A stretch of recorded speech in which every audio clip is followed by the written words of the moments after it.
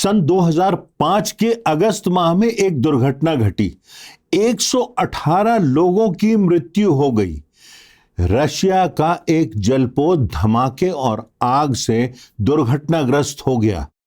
इन 118 लोगों में से 23 लोग कुछ समय के बाद मृत्यु को प्राप्त हुए। उनको हॉस्पिटल लाया गया और उनको बचाने का प्रयास किया गया, परंतु कुछ घंटे हॉस्पिटल में रहने के बाद वो लोग मृत्यु को प्राप्त हो गए। उनमें से एक युवा था जिसकी उम्र मात्र 27 वर्ष की थी। वो जल सेना का कैप्टन था। उसका नाम कोलिसनेकाफ था। कोलिसनेकाफ ने मृत्यु के पहले अपनी पत्नी के नाम एक छोटे से कागज में एक संदेश रखा। उस संदेश को फ्रेम करके उसके कॉफिन बॉक्स के साइड में रख दिया गया जब फ्यूनरल हो रहा था।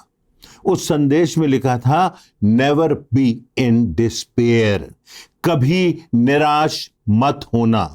27 वर्ष के उस सेना नायक को जब एहसास हुआ कि उसके जीवन का अंतिम समय आ गया है, तो उसने अपनी पत्नी के नाम जो संदेश लिखा वह यह है कि कभी निराश मत होना। अगर वह समय आज मेरे और आपके जीवन में आ जाए तो हम कौन सा संदेश छोड़कर जाएंगे।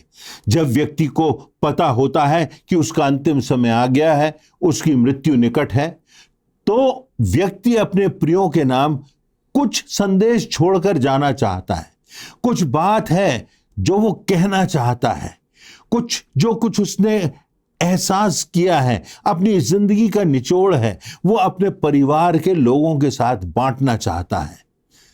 हम क्या लिखेंगे? अगर हमारे पास अंतिम समय हो, हाथ में कलम हो, एक कागज हो, क्या कहेंगे हम अपने प्रियों से? कौन सी कहानी छोड़ करके जाएंगे? दानियल नबी की पुस्तक के 3 अध्याय की 16वीं से 18वीं आयतों में 3 युवाओं का वर्णन है। शद्रक, मेशक और अबेदनगो।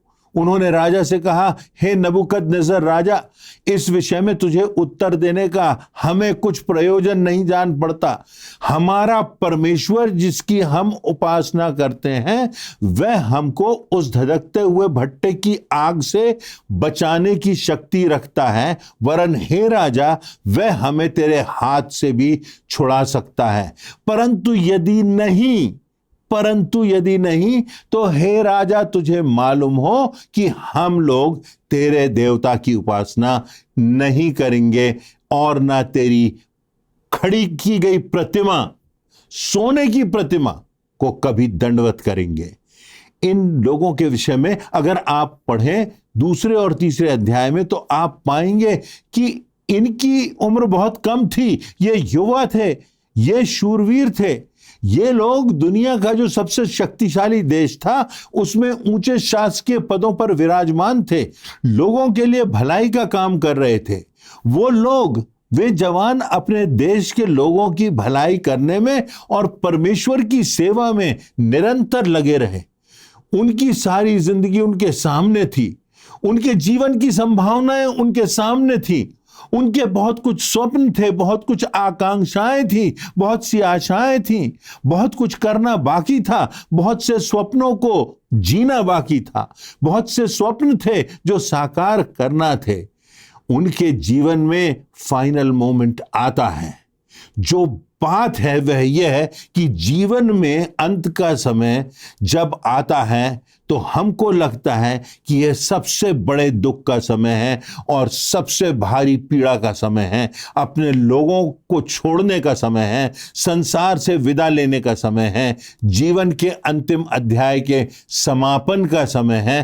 परंतु इन 3 जवानों के लिए जो अंतिम समय था वह उनके जीवन की वास्तव में अंतिम बात नहीं थी। ये मृत्यु उनके लिए अनिवार्य नहीं थी, ये मृत्यु उनके लिए अपरिहार्य नहीं थी, ये मृत्यु तो उनके चयन की बात थी। राजा नबूकदनेस्सर ने एक बड़ी प्रतिमा बनाई। संभवतः 90 फीट की ऊंचाई थी, 9 फीट की चौड़ाई थी और संपूर्ण प्रतिमा सोने की थी। कहा कि जैसे ही आवाज होती है वैसे ही वाद्य यंत्र बजाए जाएंगे और सबको उस प्रतिमा के सामने झुकना है, घुटने टेकना है और उसकी उपासना करना है। शद्रक, मेशक और अबेदनगो जो जवान थे, उन्होंने कह दिया, हे राजा, हम ऐसा नहीं करेंगे। इसलिए उनके जीवन का अंतिम समय आ गया कि उनको आग के भट्टे में डालकर समाप्त कर दिया जाए। उनके लिए मृत्यु अपरिहार्य नहीं परंतु चयन की बात थी। उन्हें सिर्फ एक समझौता करना था, उनको सिर्फ एक बार झुकना था, एक बार घुटने टेकना थे, ईश्वर की एक आज्ञा तोड़ना थी। केवल उनको एक वाक्य कहना था और मौत टल जाती। वो खौफनाक पीड़ा के समान इस पीड़ा का अंत हो जाता और फिर वही सम्मान, फिर वही आदर, फिर वही पद और प्रतिष्ठा उनको प्राप्त हो जाती। उनके सामने जो मृत्यु का रास्ता था वह आसान नहीं था, परंतु जीवित दशा में उनको आग में जला करके राख करने का इरादा था। एक तरफ आग का भट्टा था और दूसरी तरफ आराम की जिंदगी थी, पद था, प्रतिष्ठा थी, संपन्नता थी, परिवार था, जीवन था। पर उन्होंने समझौता नहीं किया, उन्होंने मृत्यु को चुन लिया। परमेश्वर के साथ चलने का उन्होंने वायदा निभाया और उन्होंने समझौता नहीं किया, घुटने नहीं टेके। तब उन्होंने जो बात राजा नबूकदनेस्सर से कही वो बड़ी प्रमुख बात है, जो दानियल के 3 अध्याय की 16वीं से 18वीं आयतों में पाई जाती है, जिसमें कुछ ऐसा कहा गया है कि हमारा परमेश्वर जिसकी हम उपासना करते हैं, उसके पहले उन्होंने कहा, हे नबूकदनेस्सर, इस विषय में उत्तर देने का हमें प्रयोजन नहीं जान पड़ता, जरूरी नहीं जान पड़ता कि हम इस बात का उत्तर दें, परंतु हम तुझे बताना चाहते हैं कि हम जिस जीवते परमेश्वर की उपासना करते हैं वो इस धधकते हुए भट्टे की आग से हमको बचाने की शक्ति रखता है, तेरे हाथ से हमको छुड़ा सकता है। पर यदि नहीं तो हे राजा, तुझे मालूम हो कि हम लोग तेरे देवता की उपासना नहीं करेंगे, न तेरी मूरत के सामने दंडवत करेंगे। हमारा परमेश्वर हमको बचा सकता है, भट्टे की आग से बचा सकता है, छुड़ा सकता है, छुटकारा दे सकता है, परंतु यदि नहीं तब भी हम ये समझौता नहीं करेंगे, तेरे आगे नहीं झुकेंगे। तब दानियल के 3 अध्याय की 19वीं आयत में लिखा हुआ है, राजा झुंझला गया और उसके चेहरे का रंग बदल गया और उसने आज्ञा दी कि भट्टे को 7 गुना अधिक धधका दिया जाए। पुराने नियम में जो 7 का अंक है वह परिपूर्णता का अंक है, उच्चतमता का प्रतीक है।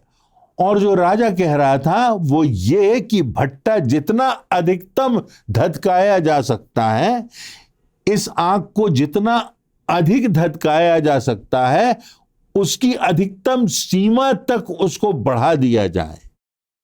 हमने सुना ग्राहम स्टेन्स और उनके 2 बच्चों को जबरदस्ती उनकी वैन में जलाकर मार डाला गया। किसी को जलाकर मारा जाना, उसकी पीड़ा की हम कल्पना भी नहीं कर सकते। उस भट्टे को इतना अधिक धधका दिया गया। दानियल नबी की पुस्तक 3 अध्याय की 21वीं और 22वीं आयत में लिखा है, तब वे पुरुष अपने मोजों, अंगरखों, बांगों और अन्य वस्त्रों सहित बांधकर उस धधकते हुए भट्टे में डाल दिए गए। वह भट्टा तो राजा की दृढ़ आज्ञा होने के कारण अत्यंत धधकाया गया। इस कारण जिन पुरुषों ने शद्रक, मेशक और अबेदनगो को उठाया वे ही आग की आंच से जलकर मर गए। तो पहली शिक्षा इस संपूर्ण घटना से जो मिलती है वह यह है कि जीवन में विषमताओं के बाद उचित निर्णय पर, परमेश्वर की राह पर हमें बढ़ते जाना है, कायम रहना है। जीवन में विषमताओं के बावजूद हमें परमेश्वर के बताए हुए मार्ग पर चलते जाना है।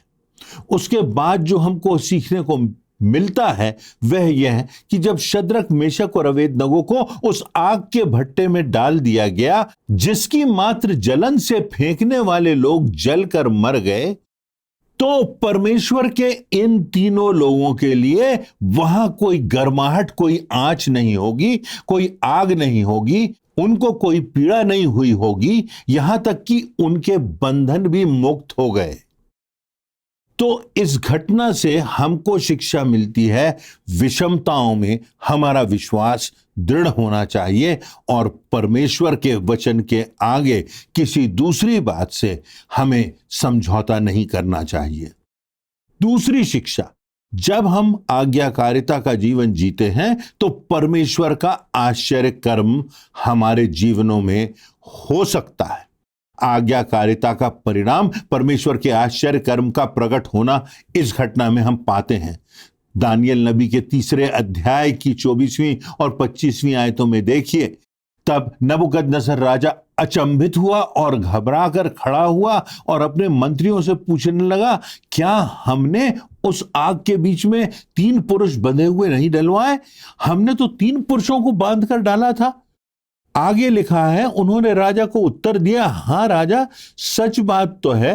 फिर उसने कहा, अब मैं देखता हूं कि 4 पुरुष आग के बीच में खुले हुए बंधन से मुक्त होकर टहल रहे हैं और उनको कुछ भी हानि नहीं पहुंची।